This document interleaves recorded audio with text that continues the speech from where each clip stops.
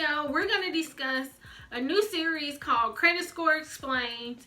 And today we're going to talk about what is a credit score. Let's get into it. Hey everybody, I'm Tasha from the Major Change Group, where we believe small changes can create big results. And if this is your first time on the channel, welcome. We talk about credit, motivation, travel, and everything in between. Now, if you are returning, thanks for being a part of the MCG squad. Let's get into it. Now, how important is credit to you?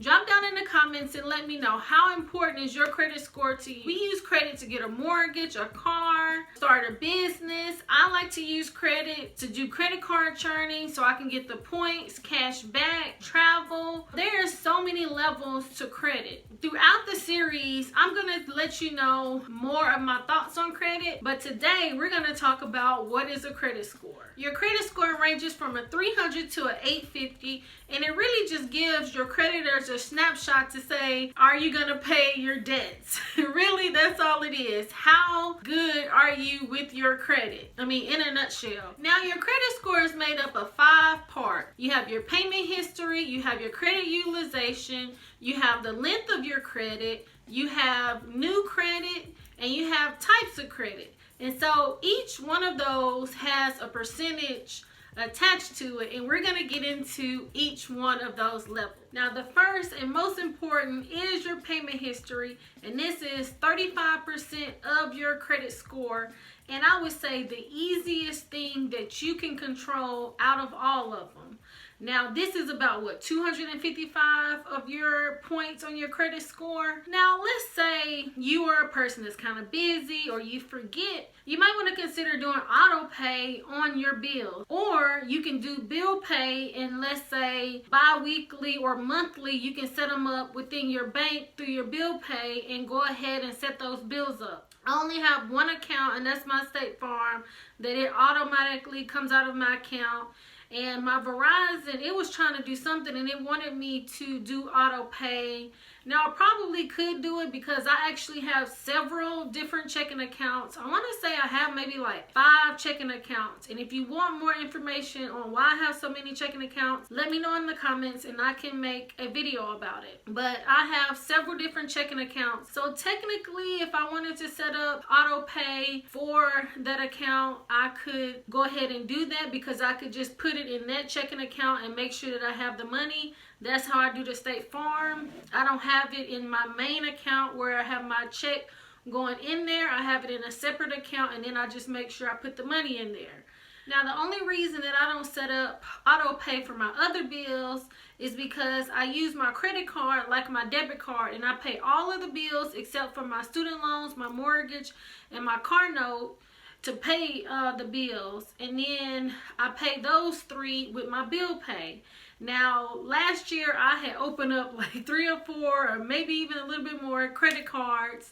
And with the IHG credit card, I had used Plastique to make my minimum spend. And so I used the credit card to pay the mortgage, car note, and student loan for 3 months so that I could make the minimum spend, and I just paid it off every month so that I wouldn't have any balance on it. And I ended up getting like 140,000 points for that credit card. And you know, there's a way for you to use your credit cards, you know, like your debit card. That's what I do. Now, since your payment history is 35% of your credit score, you just want to make sure that you're being diligent in this area, you know, either setting up auto pay, using bill pay, or even making sure to get a budget so that, one, you can write down all the bills that you have and then the due dates. If you have to set up, you know, notifications, or like I said, the bill pay or auto pay, that way this is the easiest part of your credit that you can control. So consider making sure to pay your bills on time. Now, the second and other most important of your credit score is your credit utilization, and this is 30% of your credit score. Now, really what your utilization is how much you owe on, let's say, specifically your credit card. Now, they say If it's under 30%, you're doing good. But I say if you can do like 15% or lower, you're doing great. The lower your utilization, the better. So you just want to make sure that your credit utilization is as low as you can, and like on your credit cards, on each of your card, not just on the total amount. Now, the third aspect of your credit report is the length of your credit. So let's say you have a credit card for 16 years.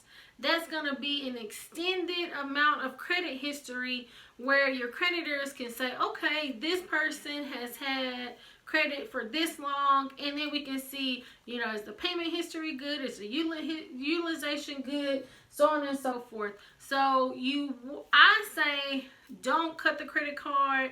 Let's say if you paid it off, because all my credit cards are paid off, but I still keep them, and right now I've just been making small payments on it. And right now with how everything is going, they've been closing and cutting limits on cards. So all of those things can impact either your credit utilization or the length of your credit.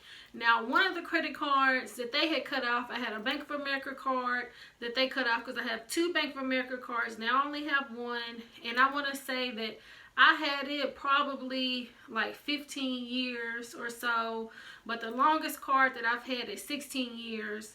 And I had paid the card off, and so I wasn't for sure how long it was going to impact me. But I think since I still had a card that was older than that one, it hasn't impacted my credit right now. And I think it's been about 2 months since they closed that card. Just make sure that you're not closing any of your cards. Now, later in this series, I am going to talk about should you freeze your credit. And so that's something that you can consider when you, let's say you maybe want to close the card. And I want to say even for my Chase cards, you can not necessarily freeze it, but you can just close it to where no incoming payments can come on the card. So those are some of the things that you might want to consider opposed to closing the card. Now, if it's just, let's say you're doing credit card churning and you just want to get the points, and you got the points and you use the points and you don't want to have to pay any annual fee on the card, hey, you might can consider closing that one because you haven't had the card that long. But if it's something that you've had for like 15, 20 years, I would not consider closing that one because it's going to shorten your credit history. Now, fourth is the type of credit, and this is 10% of your credit score. Now, the types of credit, it could be installment credit or revolving credit. And installment credit could be considered your student loans, your mortgage, your car note, because those are for a specific length of time, with whatever the payment is. And let's say for revolving credit, those are credit card. Even with credit cards, there's different kind of credit cards. Now, some people might say, well, don't get store credit cards, but I say, hey, get whatever kind of credit card you want.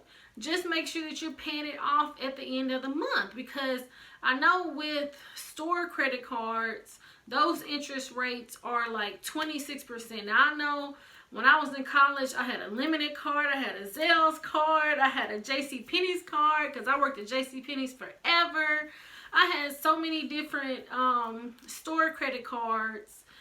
Now, those cards I did close, and then some of those, they ended up kind of closing by itself if you don't use it, but it didn't impact my credit score, kind of going back to the length of history. But I say, whatever type of credit you have, as long as you use it in the right way, I say as long as you are not holding a balance on a card, I say you can spend whichever and have whatever types of cards that you want, because it's not going to matter what the interest rate is if you do not carry a balance on it. The mix of your credit is 10% of your credit score. Now, last but not least is new credit, and this makes up 10% of your credit score as well. Now, like I said before, last year I had opened up probably about 4 credit cards, and it did kind of make my credit score go down a little bit, but at that time my credit score is about like a 743, so that really wasn't going to impact it that much.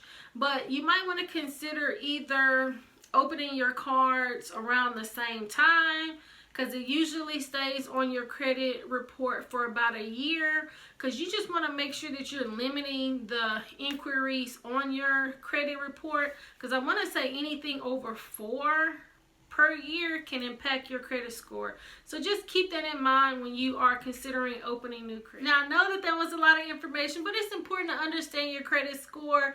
Now, we know that your payment history and your credit utilization, well, all of it matters, but I would say those two are definitely things that you can control, making sure that you're paying your bills on time and keeping your utilization low. If you can do that, I think that you can have a good credit score.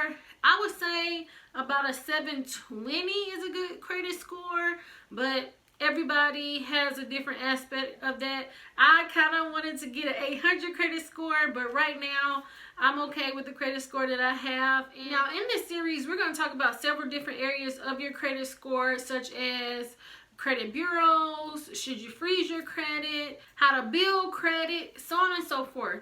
If there are other topics of your credit score that you want to be explained, just drop down in the comments and let me know, and I will be so happy to talk about it. Please like, subscribe, share, turn on that notification bell so that you can get the latest video when it comes out. Thanks for watching.